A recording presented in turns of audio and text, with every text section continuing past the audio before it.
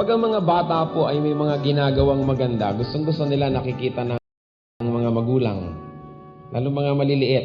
Tingnan niyo ako. Pagka meron tayong mga anak na maliliit o mga apo, pag may mga ginagawa silang mga drawing o kung anumang trick yun na natutunan nila, gusto tinitingnan.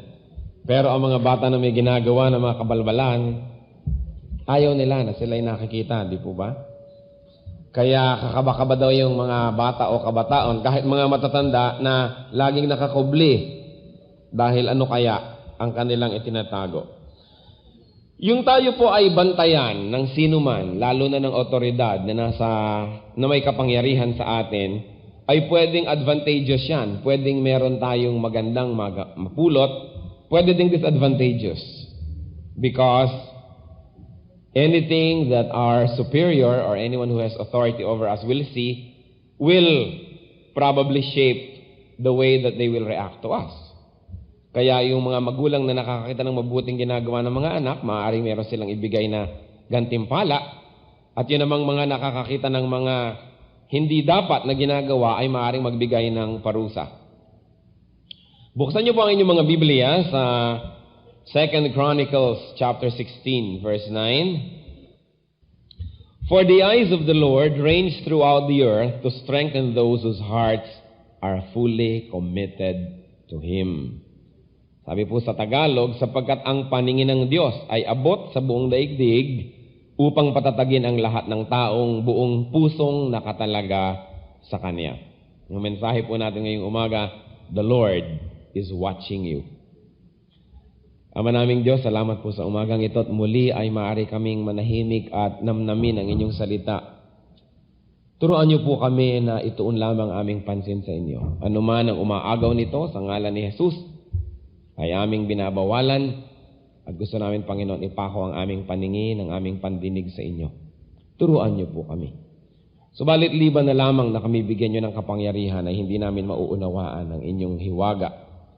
Liban na lang na pagbuksan niyo kami, Panginoon, at liban sa inyong habag ay hindi po namin kaya na lumapit sa inyo.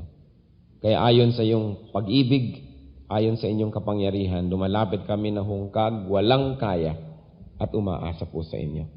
Puspusin niyo po kami ng inyong kabanalan, ng inyong karunungan, at nawawalang makakarinig ng mga salita mo sa umagang ito na hindi magkakaroon ng pagbabago at paglapit lalo sa inyo. Turuan niyo po kami. Ang inyong pong kalooban ang magganap, ang inyong karunungan ang makapaghari, at mabigyan namin kayo ng luwalhati. Salamat po sa pagdinig niyo sa dalangin ito sa pangalan ng Panginoong Jesus. Amen. For the eyes of the Lord range throughout the earth to strengthen those whose hearts are fully committed to Him. Sabi po ng ibang version, for the eyes of the Lord go back and forth, to and fro, all over the earth. Ang background po ng verse na ito ay nasa mga iba pang mga verses nitong 2 Chronicles 16. Alam po natin na ang bayan ng Israel ay nahati. Nahati sa dalawa. Naging Israel doon sa north, 10 tribo yun na nagkampi-kampi, at dalawa dito sa south, Judah. At nasa kanila yung lungsod ng Jerusalem. Naging malayo sa Diyos ang naging mga hari ng Israel, kaya ang isang buong bansa ay nahati. At naglalabanan pa ang dalawang ito, Israel and Judah. Si Baasha, king of Israel in the north, began a very effective campaign against Asa, king of Judah.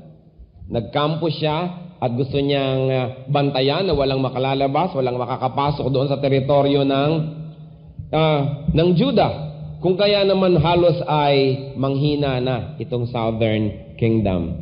Ang ginawa ni King Asa dito sa south, dito sa Judah, inilabas niya ang mga kayamanan ng Diyos na nandun sa templo. All the treasures of the temple were taken out.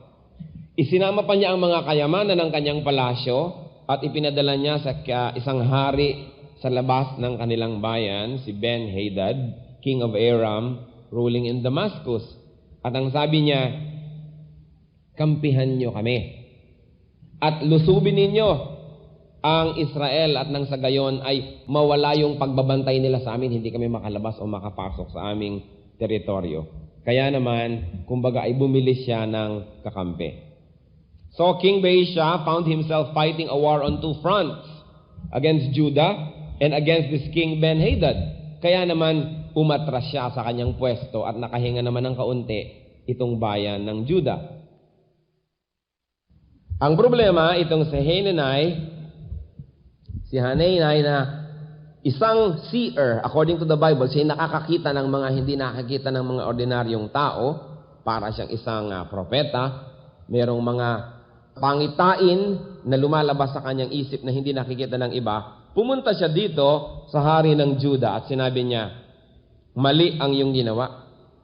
Umasa ka, sabing ganon, dun sa king of Aram, na foreigner, banyaga, at hindi sa sarili nating Diyos ka umasa. You relied on the king of Aram and not on the Lord your God.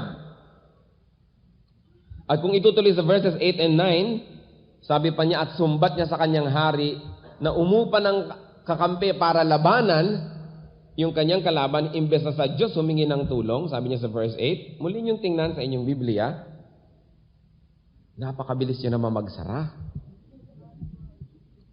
Sabi niya sa verse 8, were not the Cushites and Libyans a mighty army with great numbers of chariots and horsemen?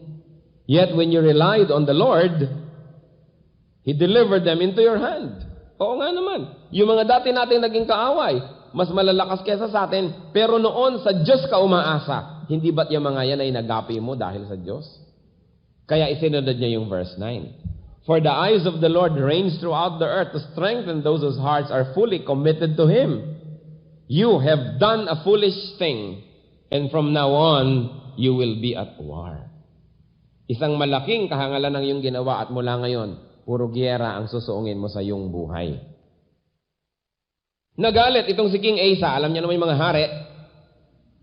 Kung minsan ay akala nga nila ay hari na sila, inilalagay sila sa Diyos, ng Diyos sa pwesto, nalilibang sila, akala nila sila na nga itong makapangyarihan. Ang ginawa niya, itong tagapagsalita ng Diyos, itong propeta ng Diyos, ikinulong niya. Alam niya naman ang mga tunay na mga anak ng Diyos at mga tagapagsalita niya, mga propeta niya, mga seers, wala yang sinisino, wala yang kinakatakutan kundi Diyos lamang. Kaya maski hari ay sinusugod nila at pinagsasabihan, you have done a foolish thing. Can you imagine saying that to the king? He was imprisoned.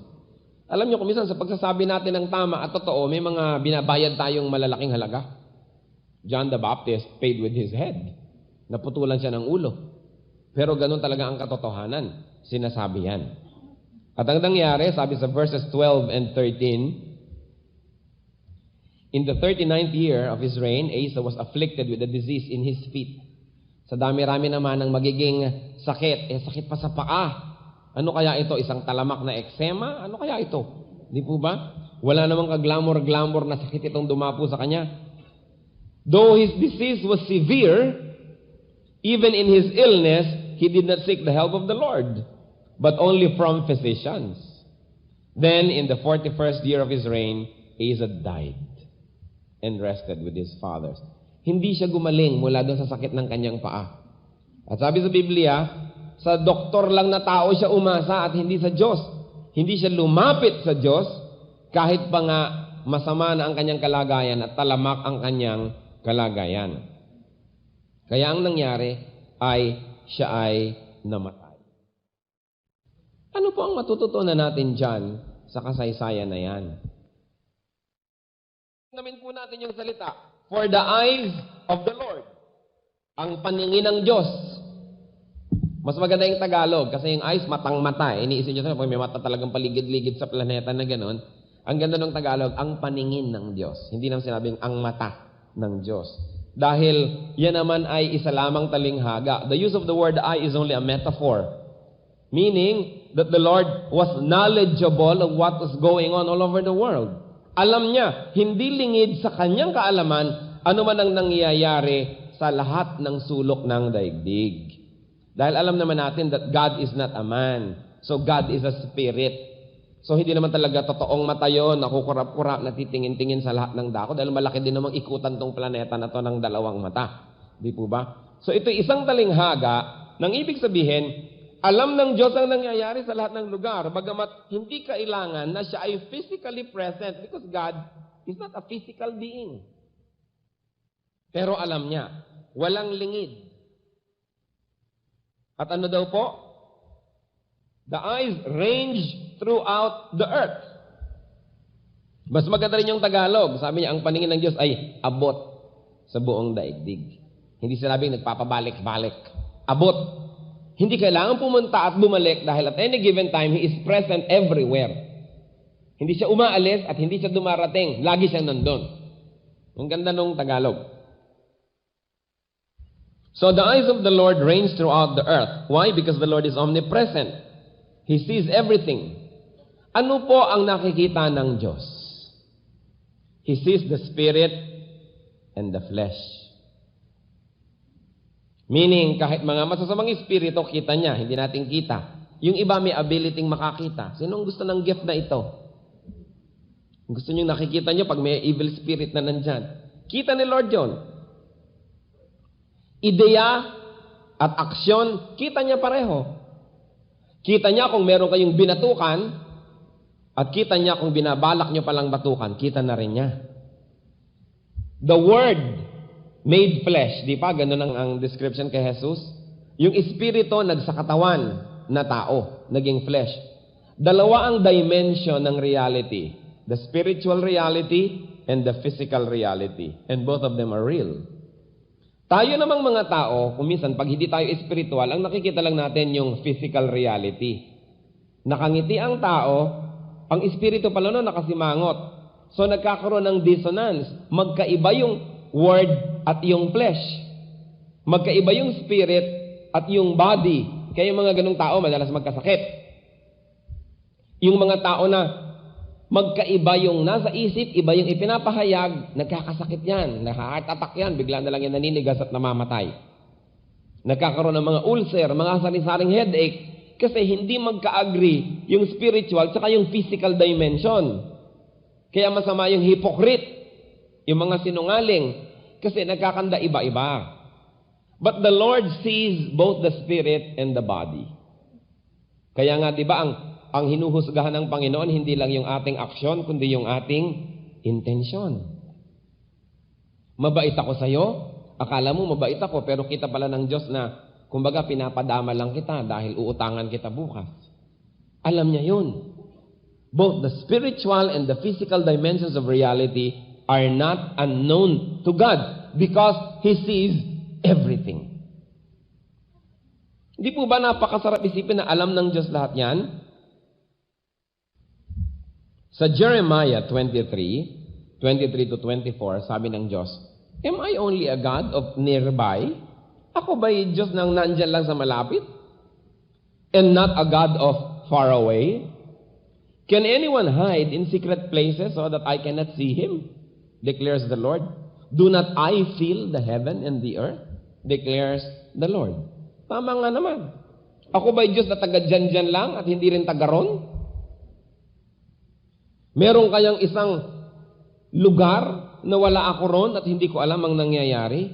Kaya naman ang sagot sa kanya ni David sa Psalms 139, verses 7 and 12, at ito ay naging inspirasyon ng isang magandang awit. Psalm 139, verses 7 up to 12, where can I go from your spirit? Where can I flee from your presence? If I go up to the heavens, you are there. And if I make my bed in the depths, you are there. If I rise on the wings of dawn, if I settle on the far side of the sea, even there your hand will guide me, your right hand will hold me fast. If I say, surely the darkness will hide me, and the light will become night around me, even the darkness will not be dark to you. The night will shine like the day, for darkness is as light to you. Ang ganda-ganda ng realization niya na yun. Where can I go from your spirit? Saan ako pwedeng magtago? Pwede ba akong lumayo sa iyong paningin? Kung umakyat ako sa langit, yun naman ay kung kaya ko, nandun kayo. Pag nagpakapunta ako sa pusod ng dagat, naroon pa rin kayo. Kahit ako lumipad doon sa pinanggagalingan ng umaga, naroon pa rin kayo. Kahit tumawid ako ng dagat doon sa kabilang ibayo, naroon pa rin kayo. Your right hand will guide me. Your right hand will hold me fast. Kahit pa nga ako magtago sa dilim, ang dilim ay liwanag din sa inyo. Kaya yung mga nagtatago sa dilim sa kasalanan, nandun din ang Diyos, maliwanag din yon. Hindi yun pwedeng itago. Alam niyo naman ang marami nagkakasala, gusto sa dilim. Sapagkat sa dilim, pangit man ay gumaganda. Hindi po ba? Kaya yung mga lugar ng mga aliwan, mga ilaw-ilaw ay mga pula-pula, kasi hindi mo kita ang mga peklat. Hindi mo kita ang mga bakokang pagka mga ani-anino lamang. Nagiging madali tuloy ang atraksyon. Mag-iiwas kayo dyan sa madidilim na lugar. At sa mga restauran, mas madilim, mas mahal. Totoo yun. Pagka parang istasyon ng gasolina sa liwanag, mura-mura yun. Kaya ganun yung mga fast food, di po ba? Maliliwanag. Habang dumidilim, nagmamahal. Although hindi naman ibig sabihin ay masama sa mga restaurant ng madilim. So ano po ang ating mapapala dito sa mga binabasa natin? Napakaganda ng karugtong noong verse kasi sabi ng binabasa natin na verse, yung original na binabasa natin kanina pa, natatandaan nyo ba kung ano?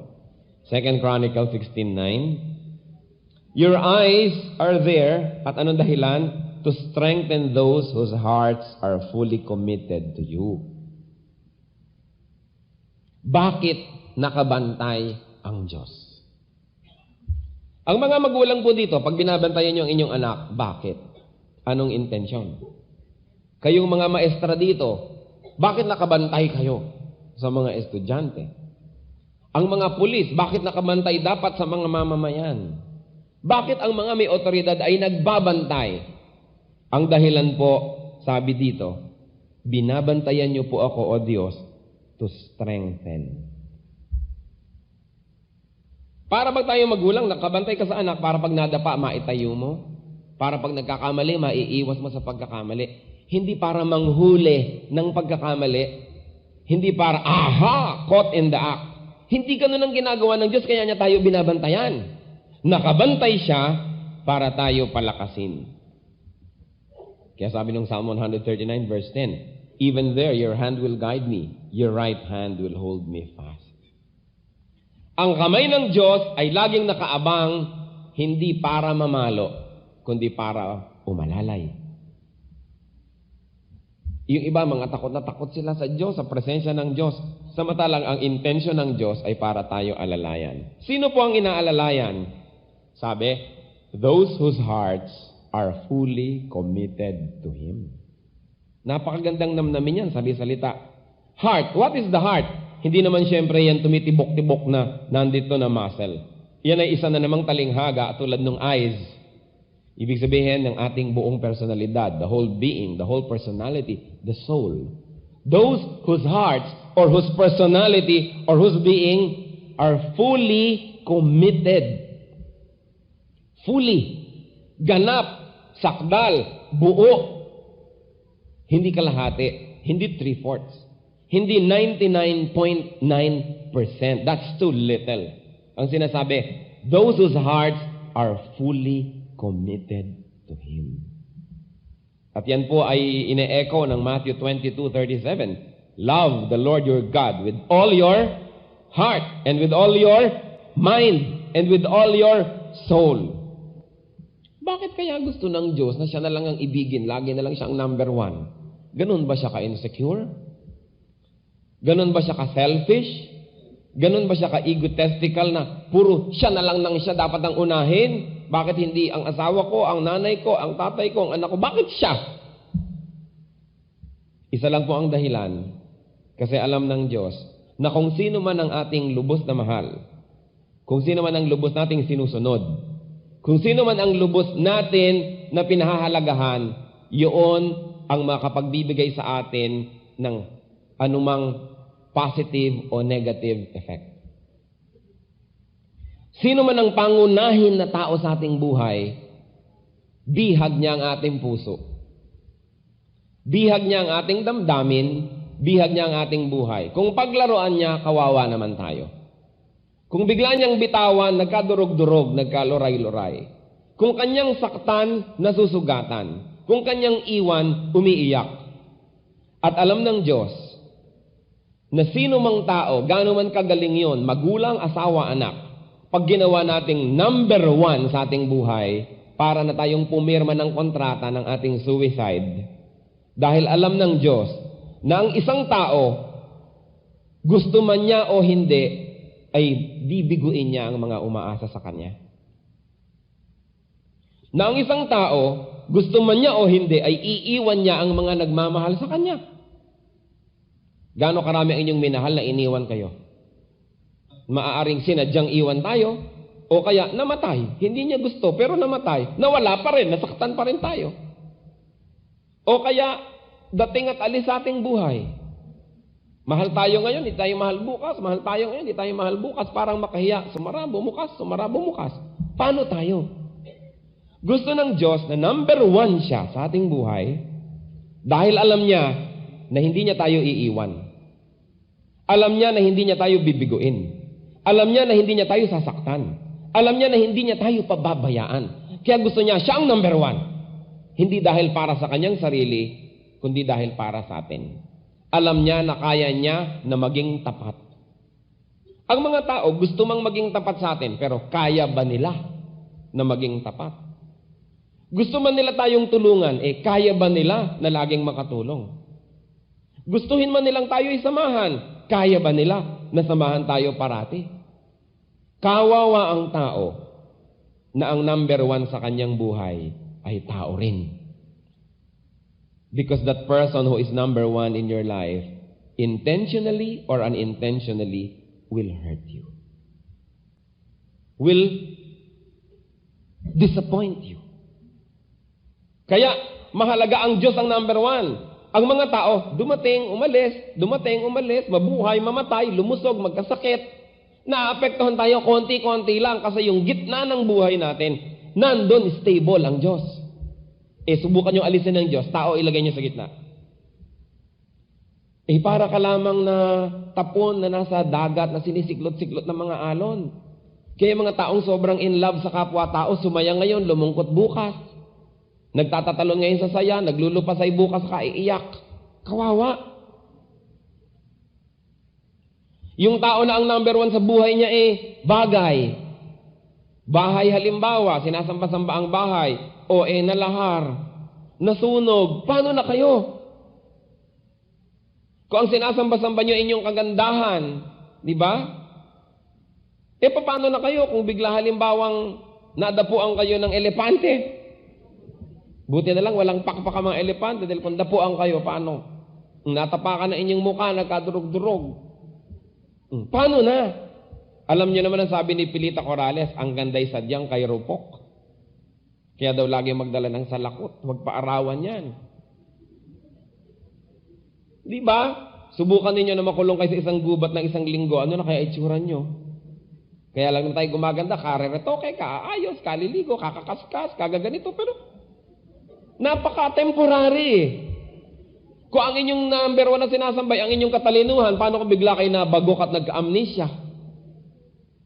Masyadong delikado ang buhay ng isang tao na ang number 1 sa kanya ay hindi ang Diyos. Masyadong mahina. Kawawa.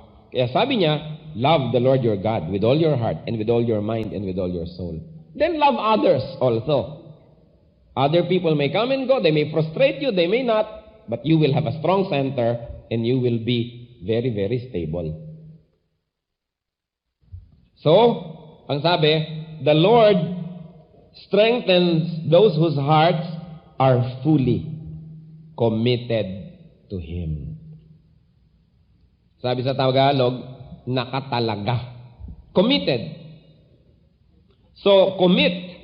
Ano sabi po ba ng definition niyan? To put into charge or trust. To put into a place for disposal or safekeeping. To obligate, to bind, to pledge or assign to some particular course or use. Kaya ang aking buong buhay, hawak ng Diyos. Nakatalaga sa Kanya. Ano bang gusto niyong gamit sa buhay ko? Saan nyo ba ako gustong pumunta? Ano ba gusto ko nyong gawin ko? I'm at your disposal. Yun daw ang ginagawa ng Diyos na kanyang pinalalakas. Kanino committed? To Him, to the Lord. Meron nga committed na committed, pero hindi sa Diyos. Not to the Lord, but to other gods. Kaya ang sabi ng verse, His eyes move to and fro to strengthen those whose hearts are fully committed to Him.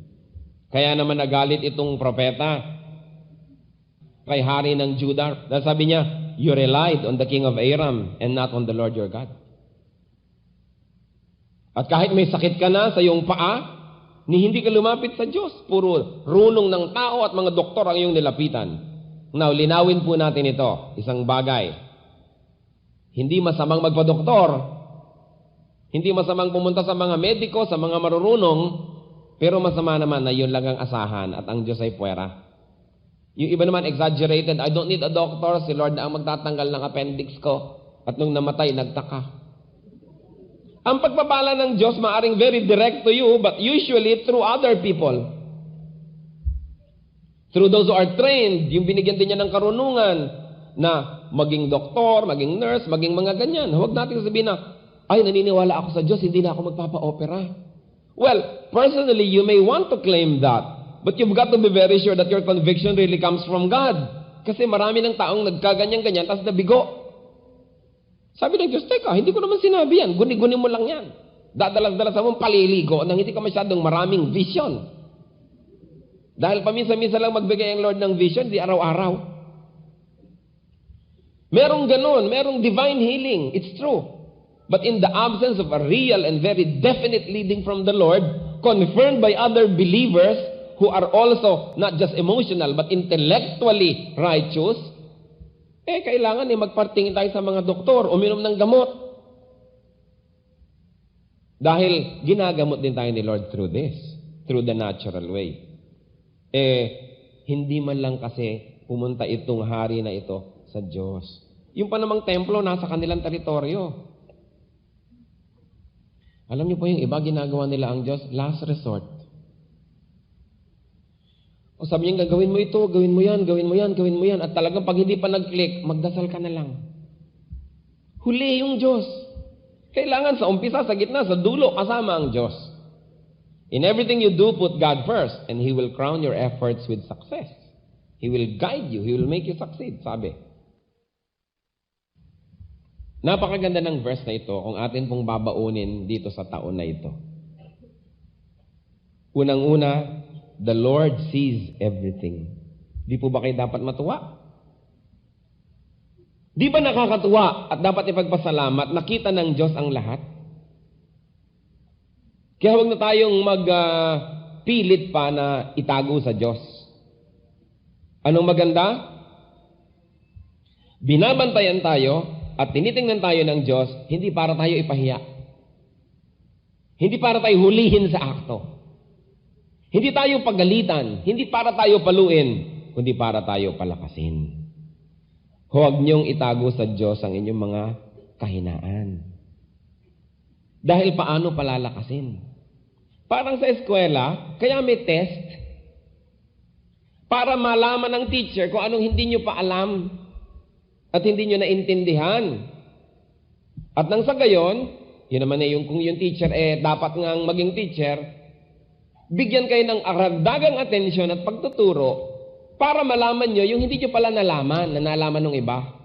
Kaya may second grading exam para malaman naman, o nalaman mo na ba yung dapat malaman o hindi pa rin. At pagkatapos ng third grading, fourth grading, hindi nyo pa rin alam, di umulit na lang kayo mag-enroll. Yun ang kahalaga ng test. So that your weakness will come out, so that who is an authority or the teacher can do something to get you out of that weakness. Yung iba, mangongopya, mandadaya para pumasa, itinago ang kahinaan. Itinago ang kamangmangan, itinago ang hindi alam. Pag graduate ngayon, balat ng diploma ang katawan, bigyan mo ng mga test sa mga trabaho, hindi pumasa-pasa. O kaya dinaya na naman yung test. Pumasa na naman. Nung nandun na sa actual trabaho, hindi na magawa ang trabaho. Mali-mali. Eh kung engineer pa naman kayo, gagawa kayo ng tulay na pagdating doon sa dulo, hindi shoot doon sa kabila, ay liko. Eh paano kung nurse kayo o doktor? Can you imagine what you can do ng mga errors? Ang authority, tinitingnan niya ang ating mga pagkakamali, hindi para tayo parusahan, kundi para tayo itama. Huwag niyong itago sa Diyos kung ano inyong weakness. Huwag tayong magpanggap. Alam naman niya yun eh. Alam na alam niya yun. He strengthens those whose hearts he sees are fully committed to Him. And with this verse, brothers and sisters, we go to the heart of the matter. Akala nung iba, ang dapat nilang ihandog sa Diyos, strength. Akala nung iba, ang hinahanap sa kanila ng Diyos, kalakasan. Galing. Husay. Kaya yung iba, pagturuin mo, pakantahin mo, paggawin mo ng ministry, hindi pwede kasi hindi ako magaling. Hindi ako pwedeng mag-handle kasi hindi ako marunong. Hindi ako pwedeng mag-lead kasi wala akong kakayahan. We are missing the point. Hindi galing, hindi lakas, hindi husay, hindi talino ang hinihingi ng Diyos. Ang hinihingi niya, isang pusong nakatalaga sa Kanya. At pag nakita niya na ang puso ng taong ito ay nakatalaga sa akin, ang kasunod, dun pa lang niya ibibigay yung lakas, at yung galing, at yung husay. Ang nauuna, yung puso. He strengthens those whose hearts he sees are fully committed to Him. Kaya hindi itinatanong, magaling ka ba? Mahusay ka ba? Marunong ka ba? Trained ka ba? Hindi yon. Nasaan ba ang inyong puso? At kung gayon, lahat tayo pwede. Kasi nasa sa atin kung ang puso natin ay kanino natin ibibigay. Although wala sa atin kung pwede ka maging magaling o marunong kasi yan ay gift. Ang karunungan ay gift. Although na-fertilize, napapalago mo. Ang husay, yung skill, gift yan. Pero meron tayong participation para yan ay pagandahin pang lalo at palawakin at ihasa. Pero alin yung sa atin nagmumula, hindi yung galing, hindi yung kakayahan, yung puso. At pag nakita ng Panginoon ang puso, siya ang nagbibigay ng lakas, ng kakayahan. I was thinking this would be a good message for us. Marami sa atin umiiwas sa responsibilidad, umiiwas sa ministries, umiiwas sa maraming bagay. Dahil hindi daw kaya. Sino nga po ba ang may kaya? Sinong merong kakayahan? Ang Diyos lang ang meron. Ang Diyos lang ang may kaya. What we have to offer to God is a committed heart, not strength. He is never impressed with strength. He is never impressed with skill or with talent. Dahil sa lang naman na may bigay nun eh.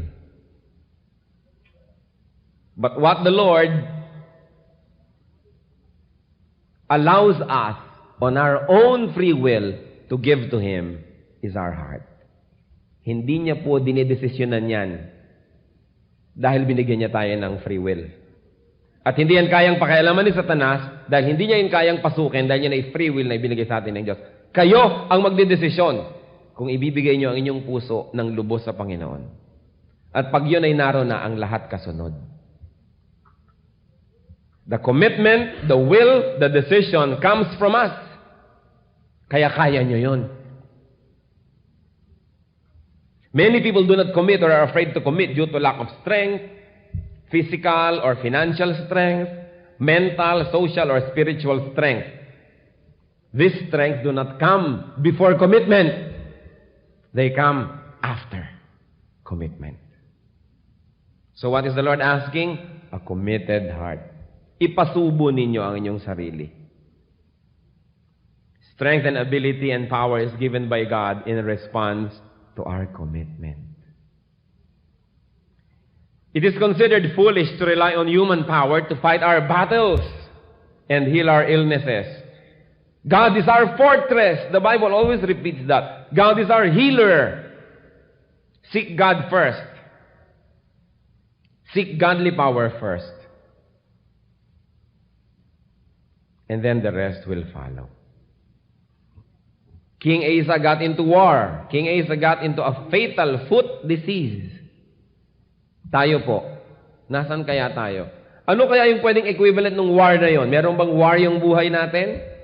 Baka mamaya kaya hindi matapos-tapos ang mga pakikipagtunggali natin kung kani-kanino dahil umaasa tayo sa atin at sa iba to fight our battles and not on God. Ano kayang fatal foot disease mayroon kayo? Silipin nyo nga ang paa ng inyong katabi. Hindi naman siguro literal, pero nakita nyo tuloy. May pulsera siya sa paa.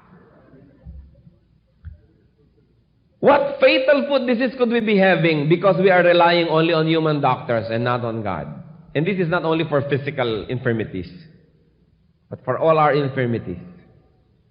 God would like to be our healer. The Lord's eyes range and move to and fro throughout the earth. Ano po ang dapat na ating maramdaman? Tuwa o takot na binabantayan pala tayo ng Diyos? Yung nakakaramdam ng takot, may dapat sigurong ikatakot. Tulad ng mga anak na pag nagsara na yan ng kwarto o kung ano na nang ginagawa, ano kayang ginagawa niya? Naninigarilyo kaya ito sa loob ng kwarto niya, kaya sarang-sara? Di po ba? Pero pag kaya niya nag-aaral, nagre-review, bukas na bukas ang pinto ng pagdaan niyo, ang bait naman ng anak ko.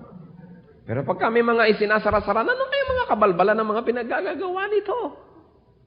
Pag nasa telepono, yung assignment natin, ganyan, lakas-lakas, pero pagka ang anak niya, ano kaya ang ibinubulong nito sa telepono? Although merong mga magagaling na ang pinag-uusapan, bukas magkita tayo, gimmick tayo. Pagdaan ng nanay, yung nga palang page 4, ano nga ba ang answer mo dyan? Tapos pagtalikod, bukas ganyan. Naku.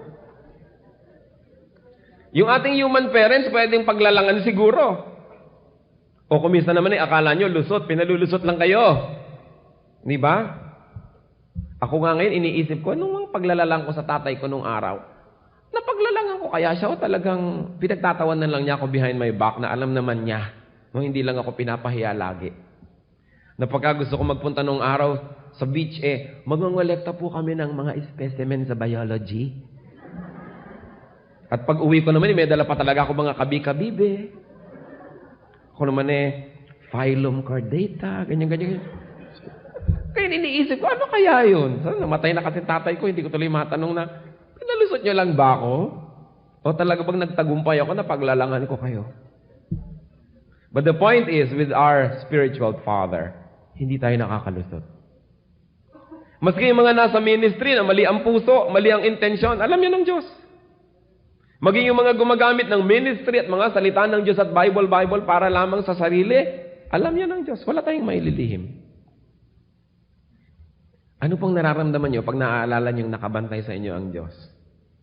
Tuwa o takot? Kasi kung anong nararamdaman natin, yan ay magandang indicator kung ano ang laman ng puso natin. Kung gumagawa tayo ng mabuti tulad ng anak na gustong mahuli ng magulang na gumagawa ng assignment, aral ng aral, ganun din yon. You know, pag may ginagawa tayo, what will you do if the Lord Jesus Christ suddenly walked into the room? Bibitawan nyo ba yon kung ano man yon? But the Lord Jesus Christ doesn't have to walk into the room because He is always there. Kumisan may nakita pa nga ako nung araw ba? Naninigarilyo. Kung bakit naman ako bigla akong nabate, sana man lang nabigyan ko muna siya ng pagkakataong makita niya ako nang maitapon-tapon naman niya. Inabati ko agad. Di ang tagal-tagal niyang hawak na ganyan. Kamusta po kayo? Nakaipit na ganyan sa may likod. Yung usok gumaganyan-ganyan sa kanya. Ako naman umubo ng kay tagal-tagal. Para bigyan na siya ng pagkakataon. Tapon mo na nga yung mapapasok ka na Dahil ba't ganun? Ayaw ipakita sa pastor, ayaw ipakita sa brother, sa sister. Ang Diyos, hindi ba niya kita yun? Bakit tayo kailangan magpalabas sa tao? Yung Diyos naman ang ating hukom. Marami sa atin takot sa tao, hindi takot sa Diyos. Inililihim sa tao, pero hindi naman kayang ilihim sa Diyos.